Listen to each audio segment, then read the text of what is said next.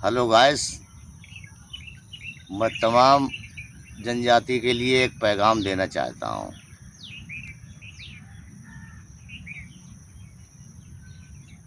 हमारे देश के राजा महाराजाओं का इतिहास, हमारे देश के क्षत्रियों का इतिहास, जिसे लाखों लोग जानते हैं और लाखों लोग अनजान हैं, वर्जित हैं, उन लोगों तक मैं ये पैगाम पहुंचाना चाहता हूं।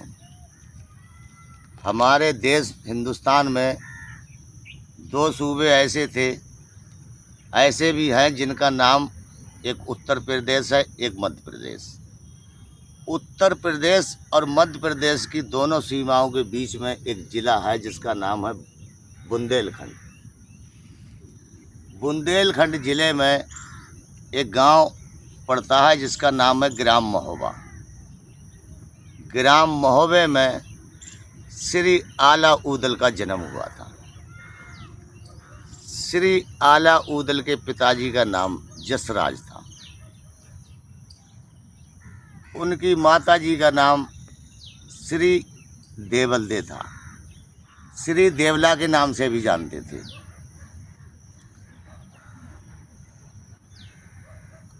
आला अवतारी के नाम से जाते थे। आला अवतारी थे हकीकत में।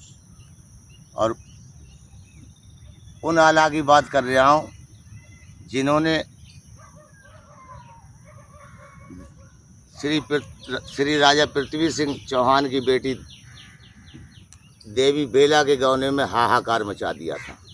लाखों क्षत्रियों को श्री अवतारी आला जी ने गाजर मूली की तरह काट दिया था। इतिहास गवाह है इस चीज़ का। आला के छोटे भाई का नाम श्री ऊदल था। श्री ऊदल जब 12 साल के हुए तो उनकी माताजी श्री देवला जी ने ऊदल के हाथ में तलवार दी और एक कमान दी, तीरों का तरकस दिया और ऊदल से कहा, आप बेटा समर्थ हो गए, अब अपने भाइयों के साथ जाओ और जंगल में शिकार खेल के आओ या अपने सेना के जवानों को ले जाओ।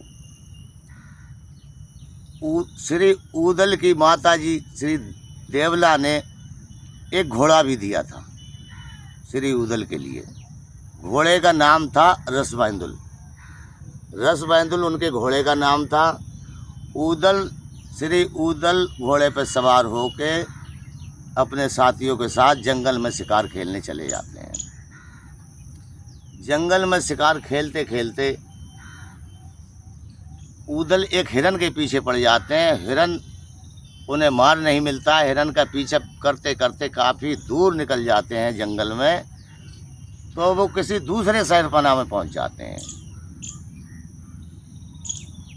उस दूसरे शहरपनाह के पनिहारन उस कुएं पे पानी भर रही थी। जहाँ पनिहारन कुएं पे पानी भर रही थी, श्री ऊदल वहाँ जाते हैं और उन तिरियों से कहते हैं, आप हमें पानी पिला दो, हमें बहुत प्यास लगी है, हम बहुत दूर सफ़र करके आए हैं और आपका एहसान होगा हमारे ऊपर, हमें आप पानी पिला दो। उस शहर की तिरियाँ बोलती हैं पनिहारन कि हमारे राजा का आदेश नहीं है किसी परदेसी को पानी पिलाया जाए।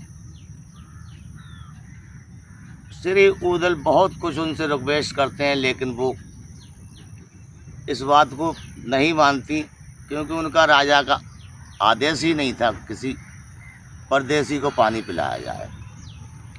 उन्होंने अपने राजा का पालन किया और पानी श्री ऊदल को नहीं पिलाया।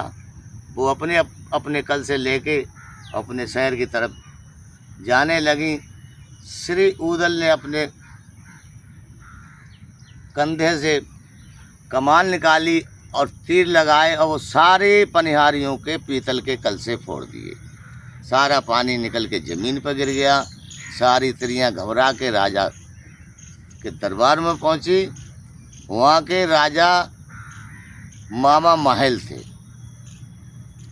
मामा महल को श्री राजा मामा महल को सारी बात त्रियों ने बताई। मामा महल ने अपने बेटे को कुएं पे भेजा कुछ 4-6 सिपाहियों के साथ। मामा महल के बेटे ने उदल से कहा कि आपको हमारे राजा ने दरबार में बुलाया, आपको हमारे साथ दरबार चलना पड़ेगा। श्री उदल ने राजा के बेटे को और उनके सिपाहियों को मारा, पीटा और बड़ी मुश्किल से उनको जान बचा के दरबार पहुँचे। उन्होंने सारा वाकया कुएं का और श्री उदल का बताया दरबार में राजा को। राजा ने क्या काम किया, गुस्से में आके खुद राजा आए और अपने सिपाहियों को, सेना को लेके साथ आए। और जब कुएं पे आए तो कुएं पे देखा कि साक्षात एक नहर का सा बच्चा खड़ा है।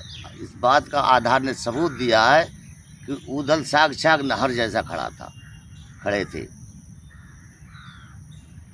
राजा की हिम्मत नहीं पड़ी उदल के पास जाने की, दूर ही खड़े होके कहने लगे कि आप कहाँ से आए हो, कौन हो, हमारे शहर में क्यों तोड़ फोड़ मचा रखी है, क्या बात है, हमारा कसूर क्या है। श्री उदल ने कहा हम गढ़ महोबे के रहने वाले हैं, रानी दिवला के बेटे हैं, आला हमारे बड़े भाई का नाम है, श्री आला जी के हम छोटे भाई, हमारा नाम उदल है। तो मामा महल ने कहा उदल से, कब से उदल बनबड़ हो गया, कब से बांध लई तलवार। अगर इतने ही बहादुर उदल होते तो अपने बाप चचा का बदला नहीं लेते जाके, जो गढ़माड़ों के कड़िया सरदार ने तुम्हारे बाप चचा की गर्दन काट के ले गए, आज भी उसकी टटरी, महल के टटरी बुरज पर गर्दन लटकी हुई हैं। शहर में इंसान बाद में दाखिल होता है, पहले आपके बाप और चचा की कटे हुए सर नजर आ जाते हैं। ये खतरनाक वाणी उसने मामा महल ने बोली। उदल के आर पार हो गई। उदल ने तलवार निकाली और आगे बढ़ के जल्दी से मामा महल के गर्दन पर रख दी और बोले, उदल अगर ये बात झूठ निकली तो गर्दन उतार के ले जाऊंगा, तुम्हें मुझसे पृथ्वी पर बचाने वाला कोई नहीं होगा। मामा महल ने कहा मैं यहीं खड़ा हूँ, मैं कहीं छुपने वाला नहीं, मैं यहीं खड़ा हूँ, यहीं खड़ा मिलूंगा। तुम जाओ और अपनी माता जी से ये बात पूछो जाके। श्री उदल अपने घोड़े पर सवार हुए, जाके ग्राम महोबे पहुँचे, अपने माता जी से पूछा जाके। माता जी ने जब ये शब्द सुने तो उन्हें बहुत तगड़ा झटका लगा और वो दीवार से टिक गईं और उन्हें सारा सीन अपने शौहर का नजर आ गया, जो राजा कड़िया ने इनके शहर पे आके चढ़ाव किया था और इनकी सेना को मारा और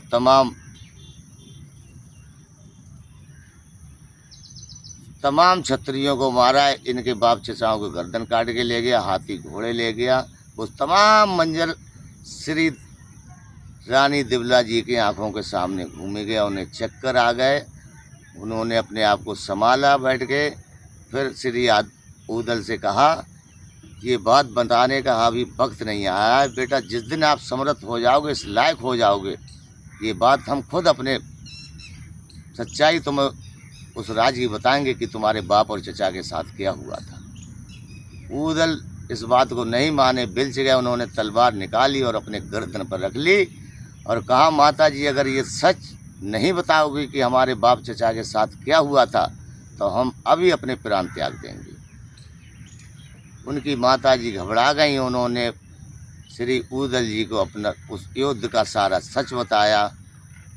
उदल ने कसम खाई कि हम अपने बाप चचा का बदला जब तक नहीं ले लेंगे, बदले में कड़िया सरदार की गर्दन नहीं काट के ले आएंगे और अपने बाप चचा का सर उतार के न ले आएंगे और उसकी सारा लूटपाट नहीं कर लेंगे बदले में, तब तक हमें अन्न पानी पीना खाना हराम है।